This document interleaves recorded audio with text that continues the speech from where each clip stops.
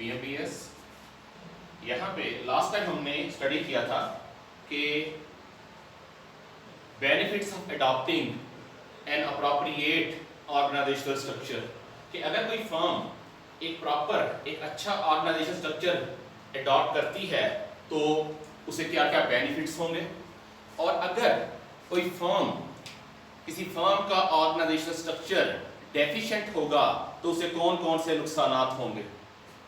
अब आगे चलते हैं। Different organisational theories.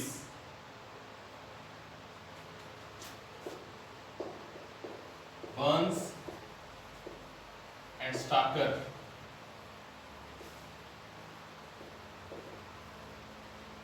Organisation theory.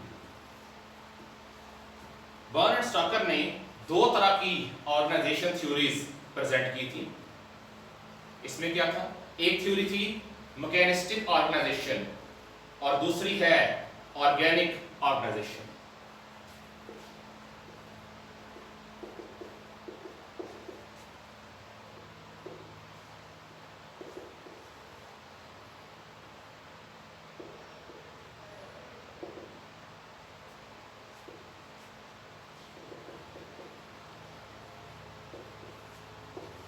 ये डिफरेंट टाइप की ऑर्गेनाइजेशंस दो डिफरेंट तरह के ऑर्गेनाइजेशनल स्ट्रक्चर्स अडॉप्ट कर सकती हैं। एक है मैकेनिस्टिक और दूसरा है ऑर्गेनिक ऑर्गेनाइजेशनल स्ट्रक्चर। अब इन दोनों में फर्क क्या है? बेसिकली फर्क है अथॉरिटी का, फर्क है डेलीगेशन ऑफ पावर का, फर्क है टास्क डिफाइन करने का, फर्क है आपस के रिलेशनशिप का। सो इन दोनों में बेसिक डिफरेंसेस क्या है? यहां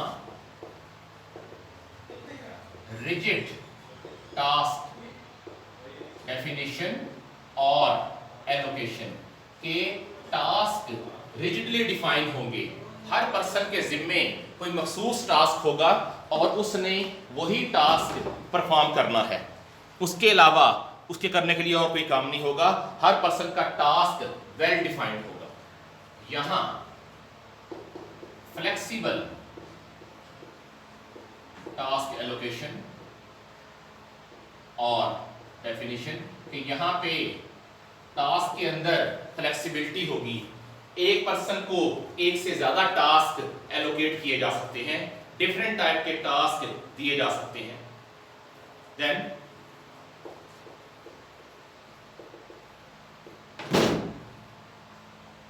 वर्टिकल कम्युनिकेशन। यहां कम्युनिकेशन वर्टिकल होगी, या हायर से लोअर लेवल के ऊपर या लोअर से हायर लेवल के ऊपर। हायर टू लोअर लेवल की जो कम्युनिकेशन होगी वो होगी टास्क डिफाइन करने के लिए या रोल असाइन करने के लिए।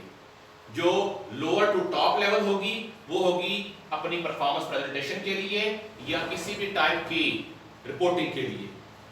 यहां पे लेटरल कम्युनिकेशन, कम्युनिकेशन वर्टिकल तो होगी ही, साथ साथ सेम लेवल ऑफ हायरार्की के ऊपर हॉरिजॉन्टल कम्युनिकेशन वो भी एग्जिस्ट करेगी। देन मैकेनिस्टिक में हाई डिग्री ऑफ फॉर्मलाइजेशन, यहां पे फॉर्मल स्ट्रक्चर अडॉप्ट किया जाएगा। लोगों के आपस में पर्सनल रिलेशंस नियरली जीरो होंगे, हर चीज फॉर्मली डिजाइन होगी, लोगों के आपस के रिलेशनशिप फॉर्मल होंगे। इनफॉर्मल रिलेशनशिप यहां एग्जिस्ट नहीं करता। यहां lower level of formalisation, role यहां भी फॉर्मलाइज होंगे लेकिन उनकी इंटेंसिटी कम होगी। इंप्लॉइज के आपस के रिलेशनशिप फॉर्मल के साथ साथ इनफॉर्मल भी होंगे।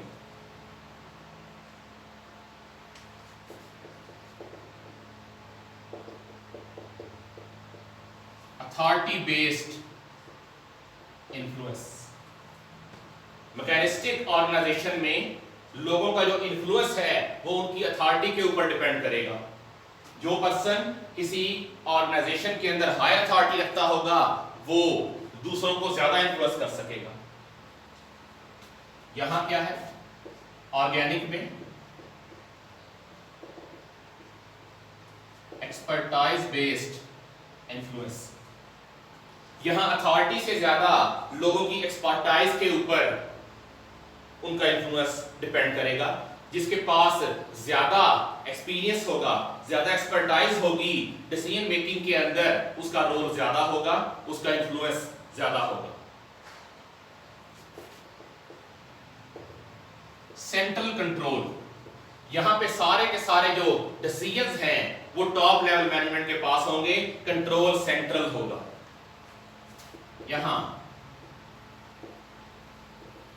डिसेंट्रलाइज्ड कंट्रोल्स, कंट्रोल डिसेंट्रलाइज्ड होगा। हर मैनेजर, हर डिपार्टमेंट हेड अपने डिपार्टमेंट की हद तक मुकम्मल तौर पे बाइख्तियार होगा कि वो अपने डिपार्टमेंट के डिसीजन ले सके और ऑन द स्पॉट फैसला कर सके। कॉम्प्लेक्स डिफरेंशिएशन, डिफरेंशिएशन होती है रोल्स की बेस पे कि कोई पर्सन या कोई एम्प्लॉई किस टाइप का काम करेगा या उसके जिम्मे कौन सा रोल होगा। तो यहां पे डिफरेंशिएशन कॉम्प्लेक्स होगी। तमाम टास्क को हाईएस्ट लेवल तक जाके डिवाइड किया जाएगा, डिवीजन ऑफ लेबर की जाएगी और हर पर्सन के जिम्मे एक छोटा सा टास्क होगा। यहां पे सिंपल डिफरेंशिएशन, डिफरेंशिएशन यहां भी होगी लेकिन सिंपल होगी। वजह क्या है? फ्लेक्सिबल टास्क एलोकेशन है पॉइंट नंबर 1। जब डिवीजन ऑफ लेबर कम होगी, टास्क डेफिनेशन फ्लेक्सिबल होगी तो एक पर्सन को मल्टीपल रोल्स के लिए या कामों के लिए असाइन किया जा सकता है।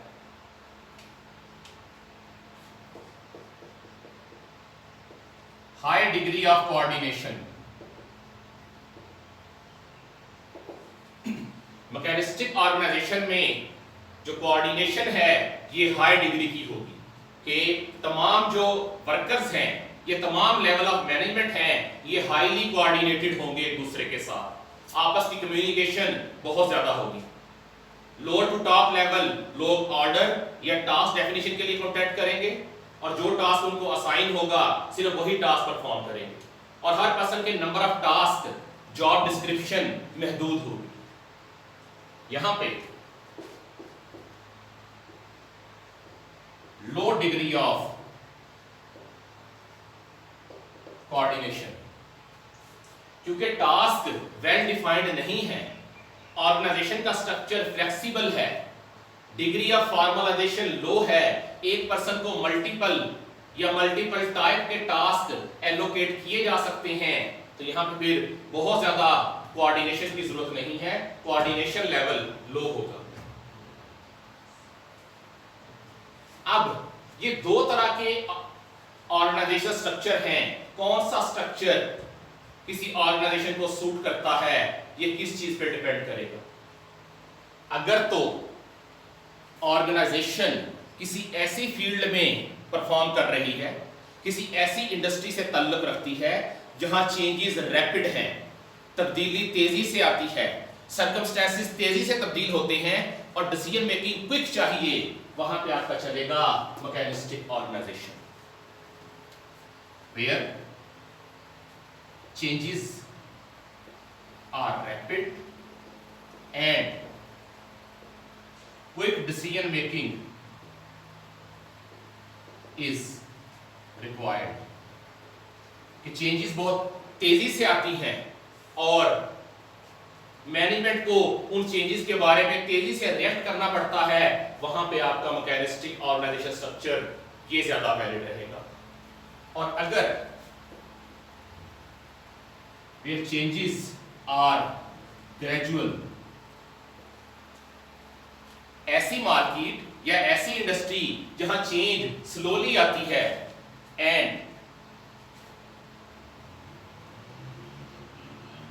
क्विक डिसीजन मेकिंग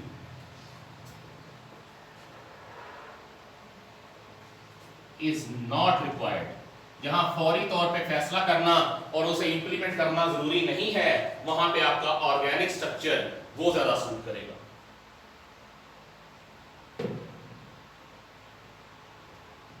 ये बर्न्स और स्टाकर की ऑर्गेनाइजेशन थ्योरी थी। इसके बाद आती है Mintzberg 5 building blocks for organisational configuration.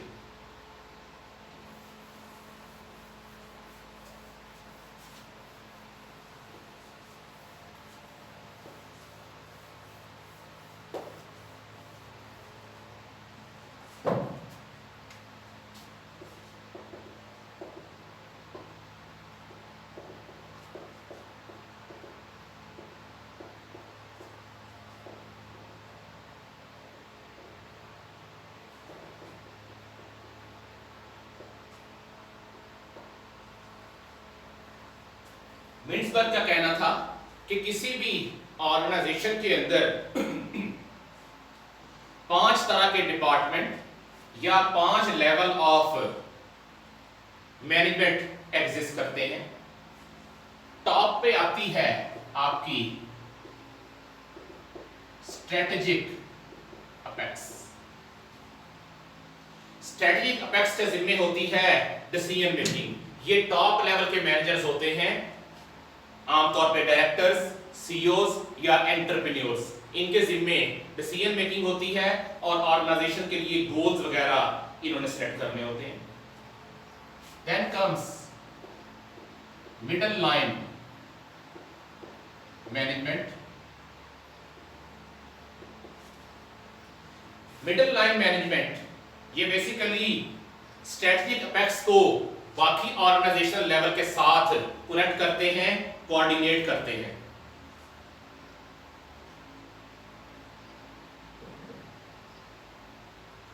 Then comes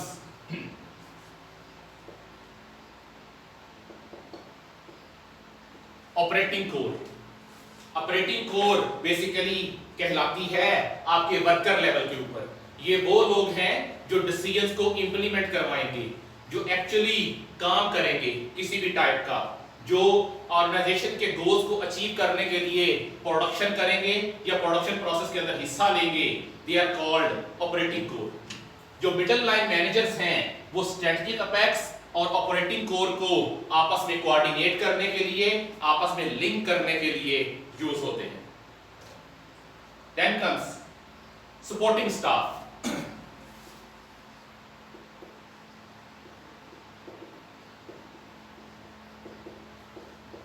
supporting staff basically आपकी ऑपरेटिंग कोर को फैसिलिटेट करने के लिए होता है। For example cleaning staff, clerical work, repair maintenance, इसके अलावा लॉजिस्टिक्स, आईटी डिपार्टमेंट। ये वो हैं सारे डिपार्टमेंट जो ऑपरेटिंग कोर को फैसिलिटेट करेंगे। मशीन्स की रिपेयर मेंटेनेंस आ जाए, रॉ मटेरियल्स की प्रोक्योरमेंट आ जाए, उन्हें स्टोर करना हो, कैरेज हो गई, इंफॉर्मेशन टेक्नोलॉजी हो गई, ये सारी की सारी आपकी कहलाएगी supporting staff. And then comes technostructure या टेक्नोक्रेट्स। ये टेक्नोक्रेट्स जो हैं ये बेसिकली मिडिल लाइन मैनेजर्स या मिडिल लाइन मैनेजमेंट इन्हें फैसिलिटेट करने के लिए है। ये आमतौर पे प्रोसीजर्स बना के देते हैं मिडिल लाइन मैनेजमेंट को और उन प्रोसीजर्स को फॉलो करना होता है आपकी ऑपरेटिंग कोर में। ये 5 तरह के मैनेजमेंट लेवल डिफरेंट ऑर्गेनाइजेशंस के अंदर एग्जिस्ट करते हैं।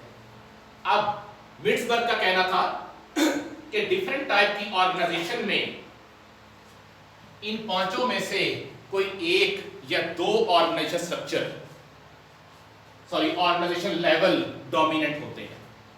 ये सारे के सारे डोमिनेंट नहीं होंगे। डिफरेंट टाइप की ऑर्गेनाइजेशन में इनमें से कोई एक या 2 मैनेजमेंट लेवल टॉप लेवल पे होंगे जिनका इन्फ्लुएंस सबसे ज्यादा होगा। जिस ऑर्गेनाइजेशन में स्ट्रेटेजिक अपेक्स सबसे ज्यादा इन्फ्लुएंस रखेगी that is called entrepreneurial organisation.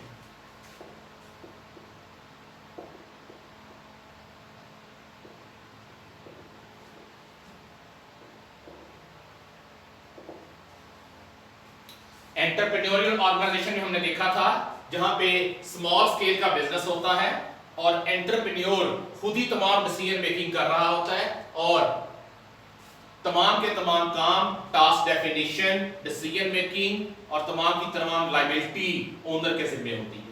सो अगर स्ट्रेटजिक अपेक्स टॉप पे होगी तो आपकी ऑर्गेनाइजेशन कहलाएगी एंटरप्रेन्योरियल ऑर्गेनाइजेशन। अगर आपके टेक्नोक्रेट्स अगर ये डोमिनेंट है तो फिर आपकी ऑर्गेनाइजेशन कहलाएगी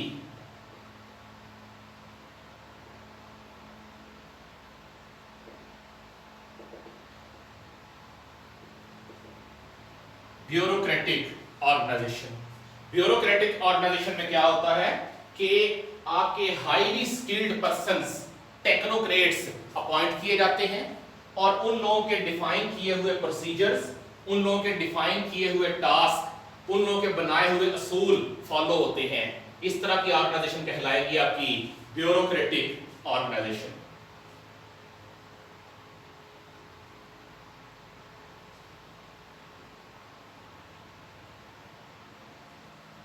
अगर आपके मिडिल लाइन मैनेजर्स सबसे ज्यादा इंफ्लुएंस रखते हैं तो ये कहलाएगा आपका डिविजनल ऑर्गेनाइजेशनल स्ट्रक्चर, कि जहां ऐसी ऑर्गेनाइजेशंस जिनमें डिफरेंट डिवीजन्स बनाए गए हैं, चाहे वो प्रोडक्ट की बेस पे हो, कस्टमर की बेस पे हो, मार्केट की बेस पे हो या जियोग्राफिकल लोकेशन की बेस पे हो, इस तरह की ऑर्गेनाइजेशन में मिडिल लाइन मैनेजमेंट सबसे ज्यादा पावरफुल होती है। हर पर्सन अपने डिपार्टमेंट की हद तक डिसीजन मेकिंग के लिए आजाद होता है।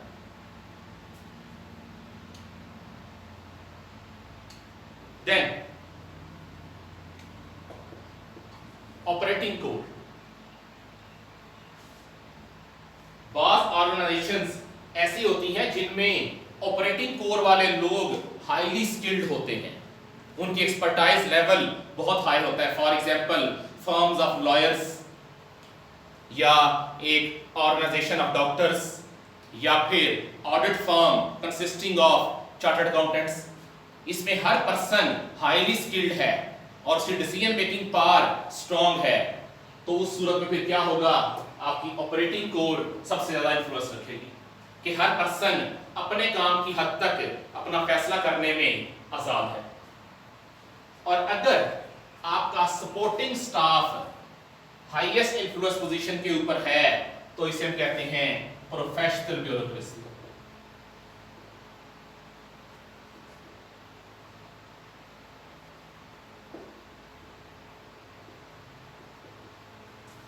कि लोग हाईली स्किल्ड हैं और जो काम करवाने का तरीका है वो आपका ऑटोक्रेटिक है। ऑटोक्रेटिक उसे कहते हैं जहां higher level management order issue करेगी और लोअर लेवल मैनेजमेंट का काम सिर्फ उसे फॉलो करना होगा, इसके अलावा उसमें और कोई उनका कोई और रोल नहीं होगा। हायर मैनेजमेंट का काम होगा decision making, lower level management का काम होगा उन डिसीजंस को ब्लाइंडली फॉलो करना। किसी पर्सन के पास अपनी अथॉरिटी नहीं होगी कि वो डिसीजन को चेंज कर सके या अपनी स्ट्रेटजी खुद बना सके।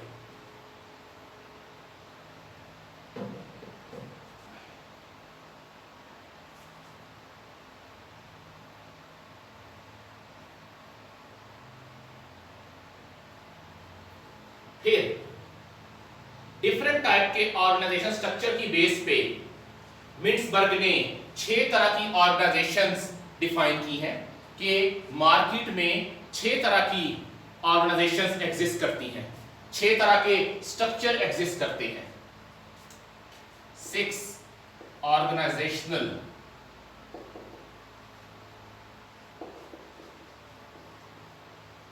स्ट्रक्चर्स। पहला है सिंपल स्ट्रक्चर। सिंपल स्ट्रक्चर वहां पे होगा जहां एंटरप्रेन्योरियल ऑर्गेनाइजेशन होगी। इसका स्ट्रक्चर सबसे सिंपल है, यानी कि जो आपके बिजनेस का ओनर है वो स्ट्रेटजिक अपेक्स के अंदर आएगा। तमाम की तमाम डिसीजन मेकिंग ओनर के जिम्मे होगी। तमाम लोगों के रोल्स एंटरप्रेन्योर या ओनर खुद डिफाइन करेगा, तो other level of management business के अंदर नॉर्मली एग्जिस्ट ही नहीं करेंगे। That is called simple structure. इसमें एंटरप्रेन्योर या ओनर का रोल सबसे ज्यादा डोमिनेट होगा। देन सेकेंड लेवल,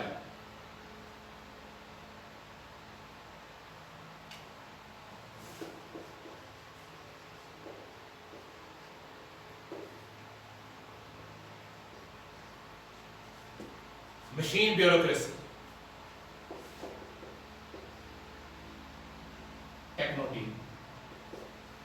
ऐसी ऑर्गेनाइजेशन जिसमें हाईली स्किल्ड ब्यूरोक्रेटिक जो टेक्नोक्रेट्स हैं वो डोमिनेट होंगे, तमाम की तमाम डिसीजन मेकिंग उनके जिम्मे होगी और काम करवाने का स्टाइल ऑटोक्रेटिक होगा। Autocratic mean order based.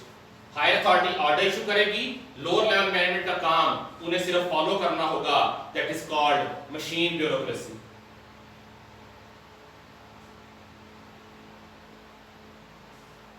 Then professional bureaucracy.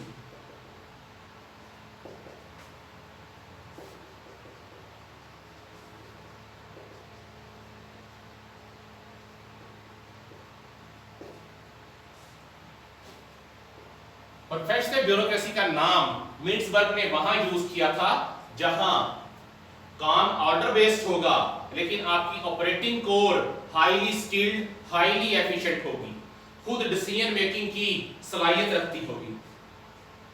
For example आपके फंड मैनेजर्स, ऐसे मैनेजर्स जिन्हें जो म्यूचुअल फंड्स चलाते हैं।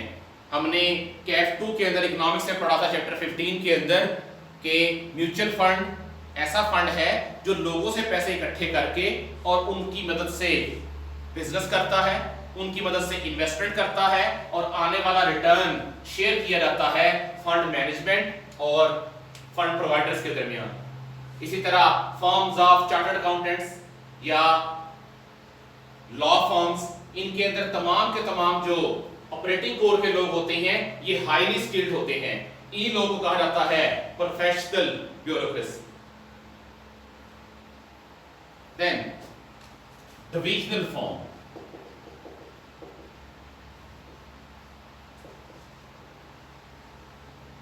Middle level managers are highly authoritative.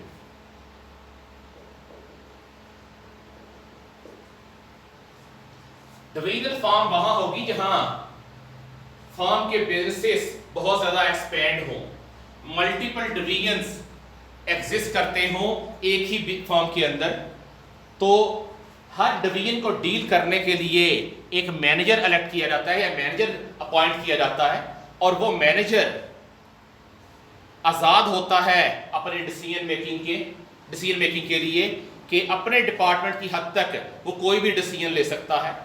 For example, जिस तरह एंग्रो की एग्जाम्पल है, तो एंग्रो के आगे कई डिवीजन्स हैं। पहला है एंग्रो केमिकल्स, दूसरा है एंग्रो फर्टिलाइजर्स, एंग्रो ऑक्सीकेम, एंग्रो पार, एंग्रो फूड्स। फिर हर डिवीजन के आगे सब डिवीजन्स हैं। जैसे एंग्रो फूड में आगे 3 डिवीजन आते हैं। मिल्क डिवीजन जो डील करता है ऑलपर्स,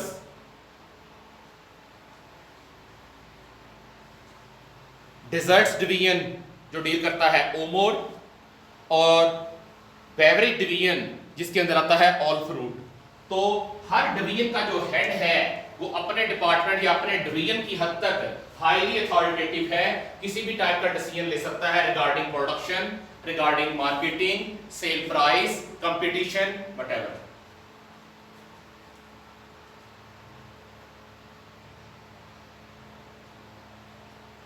देन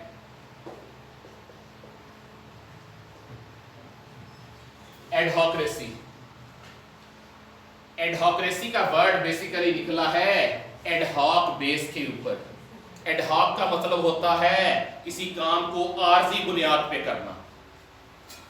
ऐसी ऑर्गेनाइजेशन जिनका ऑर्गेनाइजेशनल स्ट्रक्चर कॉम्प्लेक्स हो, डेफिशिएंट हो, डिसऑर्डर हो, रोल्स प्रॉपरली डिफाइंड ना हो, मैनेजमेंट लेवल ओवरलैप करते हो, यानी कि किसी पर्सन का ना तो कोई स्पेसिफिक रोल डिफाइंड है, ना किसी पर्सन की अथॉरिटी डिफाइंड है, वहां पे भी चलती है एडहॉक्रेसी। एडहॉक्रेसी में क्या होगा कि जब भी कोई डिसीजन मेकिंग का टाइम आएगा, ऑन द स्पॉट टास्क किसी पर्सन को असाइन कर दिया जाएगा। हर काम आर्जी बुनियाद पे होगा कि जब जरूरत पड़ेगी उस वक्त किसी पर्सन को स्पेसिफिक टास्क एलोकेट कर दिया जाएगा, स्पेसिफिक रोल डिफाइंड नहीं होंगे, दैट इज कॉल्ड एडहॉक्रेसी। आपके गवर्नमेंट डिपार्टमेंट्स के अंदर आमतौर पे एडहॉक्रेसी चलती है कि गवर्नमेंट किसी भी डिपार्टमेंट के हेड को अचानक ट्रांसफर कर देती है एक डिपार्टमेंट से दूसरे डिपार्टमेंट में। सेक्रेटरीज के साथ अक्सर ये काम होता है कि एक डिपार्टमेंट के सेक्रेटरी को किसी दूसरे डिपार्टमेंट में शिफ्ट कर दिया बगैर इस चीज को देखे कि उसके पास दूसरे डिपार्टमेंट की स्किल मौजूद है या नहीं है। इफेक्ट क्या आता है? आपकी मैनेजमेंट पुअर हो जाती है, डिसीजन मेकिंग डिले हो जाती है, रिसोर्सेस वेस्ट होते हैं। गवर्नमेंट के किसी डिपार्टमेंट को देख लें, वहां मेनली आपको एडहॉक्रेसी मिलेगी और वहां आपको डिसीजन मेकिंग पुअर मिलेगी।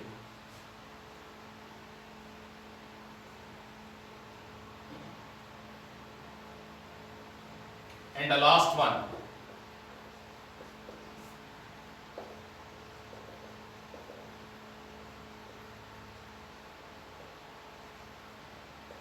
Missionary organisation. ये एक ऐसी ऑर्गेनाइजेशन होती है जिसमें तमाम मेंबर्स, तमाम लेवल ऑफ मैनेजमेंट किसी खास सेट ऑफ बिलीफ पे यकीन रखते हैं, किसी जिनके गोल्स कॉमन होते हैं, जिनके बिलीफ्स कॉमन होते हैं, तो और उनमें से कोई पर्सन भी उन गोल्स, उन बिलीफ्स के ऊपर कंप्रोमाइज करने के लिए तैयार नहीं होता, that is called missionary organisation. इस तरह की ऑर्गेनाइजेशन आमतौर पे स्टैटिक बिजनेस एनवायरनमेंट में चल सकती है। स्टैटिक बिजनेस एनवायरनमेंट जहां पे चेंजेस बहुत रैपिडली नहीं आती। फॉर एग्जांपल, आपकी मेजॉरिटी वेलफेयर ऑर्गेनाइजेशंस वो मिशनरी ऑर्गेनाइजेशन में चलती हैं। इसी तरह आपकी सीमेंट इंडस्ट्री ये स्टैटिक एनवायरनमेंट में काम करती है, ये भी इसी में आती है मिशनरी ऑर्गेनाइजेशन के अंदर। तो ये यहां तक आके हमारा चैप्टर कंप्लीट हो गया है। अब कौन सा ऑर्गेनाइजेशनल स्ट्रक्चर किसी एंटिटी को अडॉप्ट करना चाहिए, ये डिपेंड करेगा एंटिटी की लोकेशन पे, एंटिटी की इंडस्ट्री पे, गवर्नमेंट के रेगुलेशंस पे और मार्केट के अंदर आने वाली चेंजेस पे। सो हर ऑर्गेनाइजेशन अपनी मार्केटिंग मिक्स को देख के, मार्केट कंडीशंस को देख के, गवर्नमेंट की रेगुलेशंस को देख के डिसाइड करती है कि उनके लिए कौन सा स्ट्रक्चर ज्यादा सूट करेगा। कल इंशाल्लाह नेक्स्ट चैप्टर स्टार्ट करेंगे। अल्लाह हाफिज़।